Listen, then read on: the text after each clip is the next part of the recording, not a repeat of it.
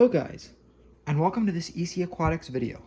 In this video, I'm going to be showing you guys how to ship aquarium fish through the mail.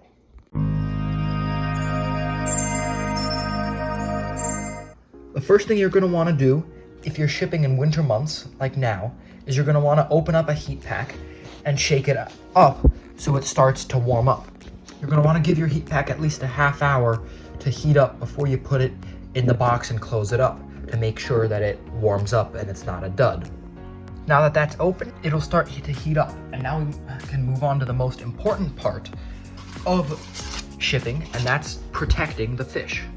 So the way we do that is we take styrofoam or insulation, and we're gonna line the sides of the box that we're going to use, ensuring that the fish stay warm and protected, because they can get jostled in their journey from one place to the next.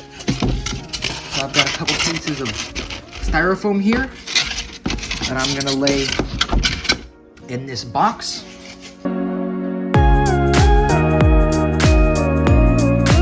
Like so. And then I'm gonna fill it in with insulation.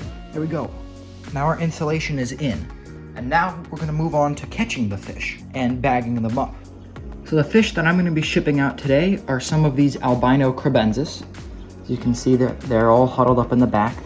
They see me here working around and they know that something's up.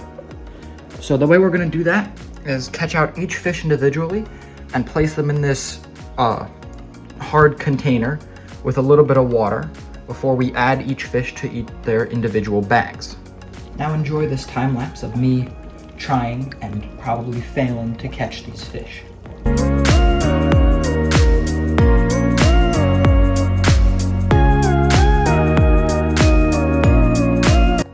Once you've caught your fish, you're gonna wanna bag it. To do that, you're gonna wanna take 2 bags, like these that I have here. They're just old bags that I'm reusing, and then pour the fish into one.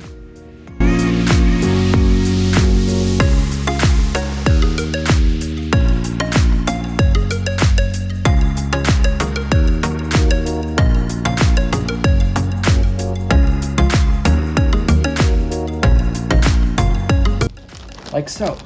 So you filled about a quarter of the bag with water. And you're going to want to obviously close the bag and then fill it up with air. Air is more important in this than water. The fish just needs to be able to have enough water to comfortably swim in. And you want more air than water so the fish has enough oxygen to breathe in its several-day journey to its destination.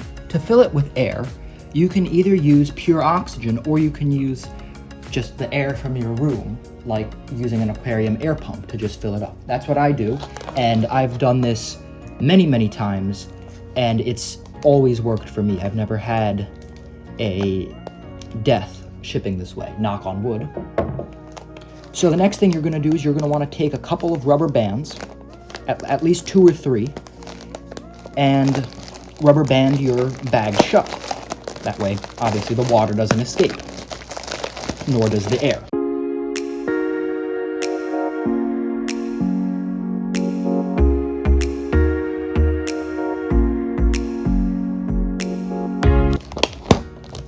There we go. Next, you're going to want to take a second bag and place this first bag into the second bag. This is to ensure that if the first bag does rip during the journey, it will have that second bag to protect your fish. And you're going to want to just repeat the process of rubber banding the second bag.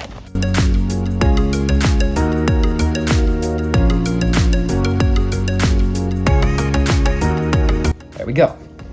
The bag is now sealed and your fish is ready to be wrapped up and to put in the box. Give your fish just a little bit more protection and also hide it so it's more in the dark. You're gonna wanna wrap it in paper. Just simply roll it up and fold the end. Now it's ready to go in the bag, go in the box, like this. Slide it in, and now it's ready. So all the fish that I'm shipping out today are now packed up. Any extra space, like you see right in the middle there, take more paper, and you're gonna wanna stuff it. You can also stuff it with some more insulation, like that. So to make sure that your fish don't move around, and they are kept stable. That'll protect them on their journey. Now we're ready to put in our heat pack. To take the heat pack, make sure that it's warm. If it's not, you're gonna have to open up a new heat pack. But like this one is warm. So unstick the tape, like that. And if you're using insulation like I am, open up the insulation so you've got 1 inch to a 1/2 inch or so. And you're gonna wanna stick it to the insulation, and then you're gonna cover it with the rest of the insulation, like that. And you're gonna place this insulation on top as a top layer of protection.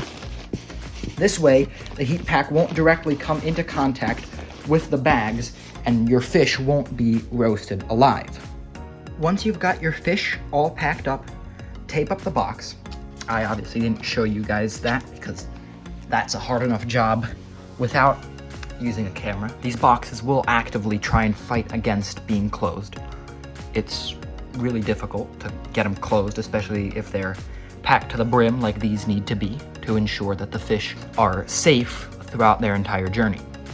Now simply just tape the label on and then you are good to go. Your fish should theoretically arrive safely, and this is the best way to ensure their safety throughout their journey to their next destination. There's obviously no guarantee that they will survive, even if you've done everything right, like I've showed you in this video. And when you're selling fish online, like I do on Aquabid, and if you want to check out my Aquabid, the link will be down in the description. After you've boxed your fish up, there's one last thing that you're going to need to do, and that is label each side of the box with stuff like fragile and live fish, so the people handling the box know to handle it with better care than if it was just you shipping a shirt or something like that, right? You don't want your box being thrown around with the live fish in there. That increases the probability of a DOA. With these labels, you have greater peace of mind that your fish are going to be treated well while they're being shipped. You want to definitely include your dead on arrival policy, and it's very important to have one because that way your buyer has assurances that if in the rare event of a DOA, and they are rare but they do happen, if one does happen, that they won't be just completely out of money, and that they have some assurances that they will get a portion of their money back, or they will eventually get fish. Or if you decide not to have a DOA policy, you need to lay that out as well, so there's no surprises. Thank you guys for watching. If you enjoyed this video, then be sure to hit the like and subscribe buttons, and I will see you all in the next one.